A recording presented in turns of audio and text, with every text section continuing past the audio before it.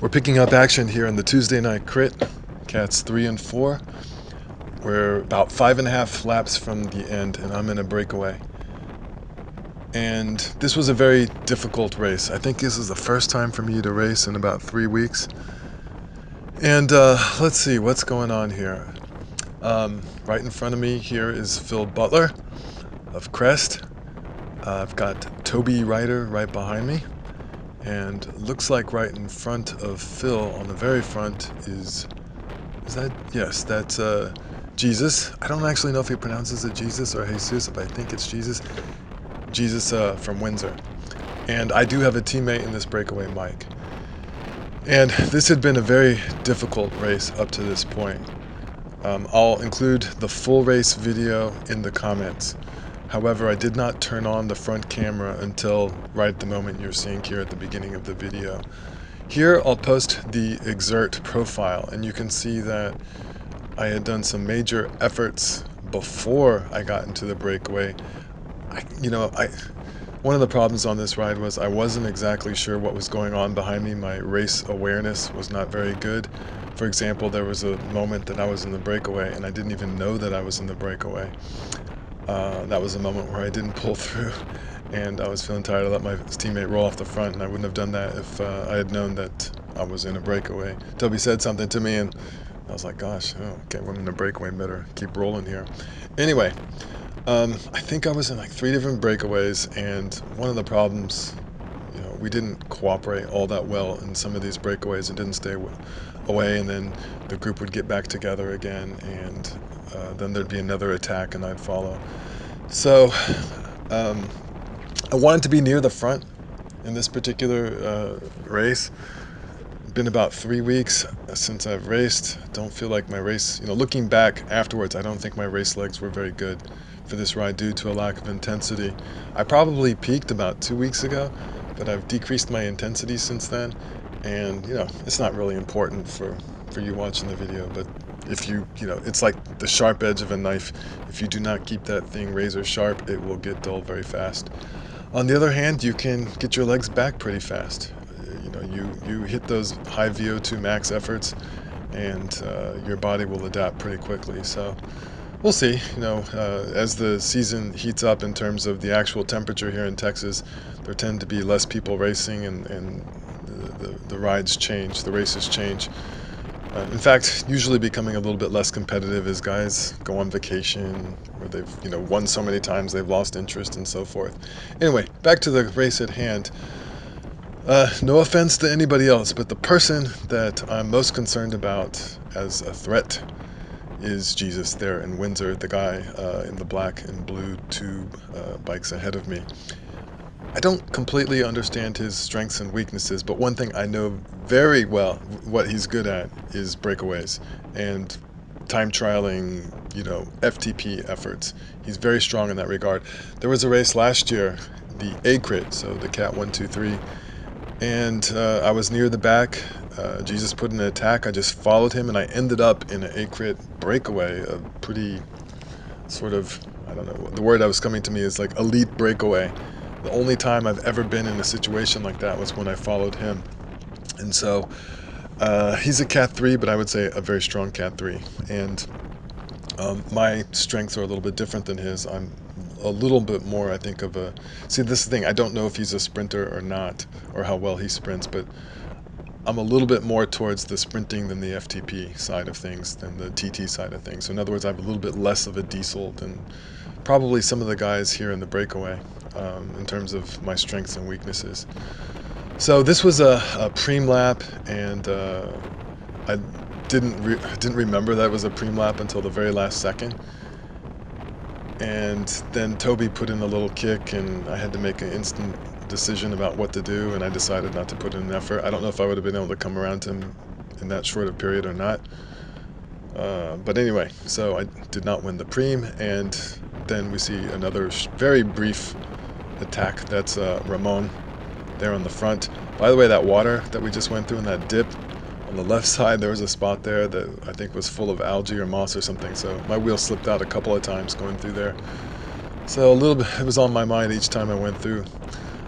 Also, I think my bike seat got a little bit loose during the ride, which was mentally playing with me when you don't know if your seat's gonna collapse during the ride,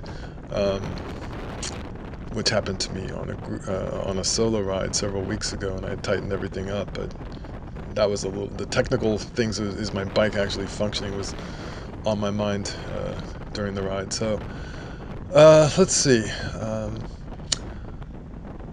So you can see that Jesus on the front. He's strong. He's pulling. He's keeping the work rate high here. And as we're pulling through and things of that nature, probably not ideal for me to be on my teammates' wheel here for us to do consecutive pulls, because the place where I'm most likely to be attacked is right after I've taken a pull, and then if my teammate has just taken a pull and he's on the back, we're not necessarily in a good position to respond, because we're both fatigued at the same time, a little more fatigued than everybody else. So probably have to rethink that in terms of placement inside the breakaway. Certainly there were times in the break where we were just like freewheeling, and that's, there's a balance here between working hard but not overworking, and if the group is too big, then it's less. So I don't know exactly what Toby was doing here. It was like we're fighting for third wheel, but I'm like, if you want to take another pull, I guess go ahead. It's kind of weird. I thought he would, let me go through, but I just let him go through. So maybe his thought was that he wants to keep pushing the pace of the breakaway and wants to take a short rest and another pull. So I don't know if that was in the interest of the breakaway per se, but if he feels like people like myself and others are not taking pulls, then maybe that's in his best interest. So here's Mike on the front, and looking at the guys behind. And the other thing is sometimes guys don't take pulls because they're freaking tired and they're just at their limit in the breakaway, and I've certainly been in that position before where I got dropped from breakaways, which is a very disappointing feeling, especially in the B race. Now in the A race, having been in just basically one breakaway, I stayed in it for 20 minutes. If I remember, I'll post a link to it. This was last year. I'll post a link to it below. But that was a fun learning race for me. I stayed in the breakaway for about 20 minutes, and then just repeated attacks by the two strongest guys in the breakaway, Cat 1s. Couldn't stay with them after a while. And so, I think looking at this, there are, I think, some guys in the back that are not taking pulls, and that's going to contribute to this not going as well. So looks like our breakaway has grown since the video has started. Again, when you're near the front, it's hard to know exactly what's going on behind you. I noticed that one guy at the beginning of the video who's in the race has a mirror on a rear view mirror on his helmet or his glasses.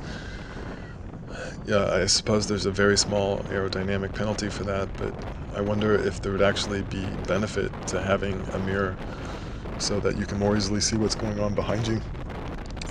When we go through these turns, you make a turn and you can quickly look over your shoulder and see what's going on. As you can see, the group behind has significantly caught up. We've grown in size, and boom, and that happens. There are people that do not want this all to come together, and so there may be another attack like right here.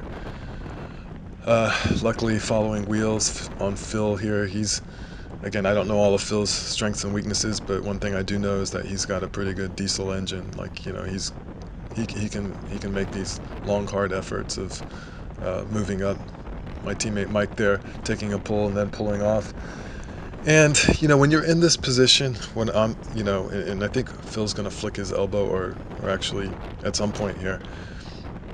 Like being nice means you took a pull, I will come around you and help pull you, which might be to my interest actually, because again, no offense to anybody, but I think I can beat Phil in a sprint, so I'm not worried about bringing him up with me per se if we're all staying together. But in this case, I put in a harder effort, and I didn't go like all out trying to drop him, but I put in a harder effort, and that ends up leaving him off the back.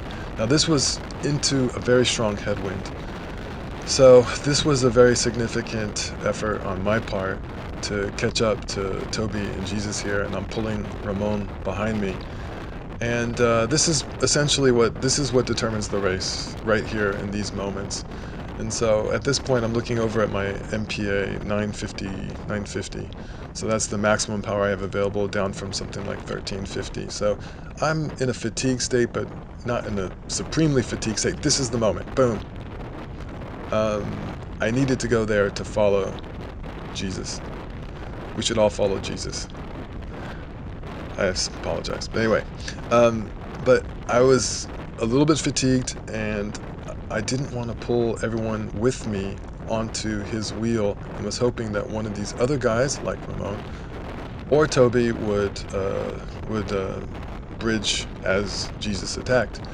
But that was not the case, and Jesus quickly gets a very big gap, and I knew at that point it was over for first place. You know, he's gone. We're not catching him, and now it becomes a tactical situation of, are we going to stay away? So there Ramon goes. I kind of wish, from a first place standpoint, it'd been nice if he would have been the one that theoretically would have been rested, having been on my wheel, if he had the energy to bridge or attack me and Toby going up to Jesus, but he didn't do that. And so he puts in a very short attack there. I'm on the front. I guess, what is this? This might be the last lap, I think. Yeah, this is the last lap. So we're not going, well, looks like I'm going over 400 watts. It's not nothing here. Toby used to be a teammate last year, but he switched teams. We didn't really have an opportunity to race all that much together. I think he actually started as a Cat 5 last year. He's a mountain bike racer as his primary specialty. So, and Ramon, I don't know super well, but one thing that was kind of embarrassing to me, again, not knowing what's going on in the race, is I actually thought at the end that we were in a bunch sprint. Like, I thought the field had caught up to us, and you'll see what happens in just a minute. But Mike and Phil bridge up to us as we're kind of farting around here. And then I thought, oh, everyone's caught up to us and we're in a bunch sprint. And that's certainly not an ideal situation after you've been in a breakaway, because generally speaking, their legs will be fresher. But we weren't in a bunch sprint. We were still in a breakaway situation. So I'm able to get a short little rest here with Toby on the front. And you can see behind that Phil and Mike have come into the situation. And this is really important part right here. So Mike, my teammate there, goes to the front. And that was important because it makes Toby have to bridge up to him and mark that. So if Toby lets that go, I'll let that go. I'll let Mike roll to second. And just see if I can get third, so we get two on the podium. But Toby marks Mike, and Mike is more of a diesel engine than, say, a sprinter. So we're about to go into a tailwind as we make this left-hand turn here, and a little bit of a rest here, and inside corner there I decided to go. I got a pretty terrible jump here, so I need to work on that. Was able to get a little bit of a gap here where Toby wasn't immediately on my wheel, but could have done a little bit better, I think. But I was in a highly fatigued state, having put in all those breakaway efforts. And anyway, Jesus has already crossed the line, and I was able to take second. So this is the second consecutive Tuesday night crit B race where I got second, but that was like 3 weeks ago. And this would be the fourth B race I've done, I think, in 2019. And there we are on the podium. Toby chasing me. Ramon was able to sit on his wheel and then come around for third place, which I know if I'm in Toby's situation is kind of a disappointing thing, where you are like, if it had been reversed, Toby had tactically decided to let me go, and then had a tactical sprint with Ramon, maybe he would have taken third. But then you'd have no chance at second. And so that's sometimes those are the gambles you make. For example, me chasing Jesus would have potentially led to me not being on the podium per se. You never know. So, but then again, I gave up first place. Anyway, sorry I've carried on too long, but that's the Tuesday Night Crit B Race second place. Thanks.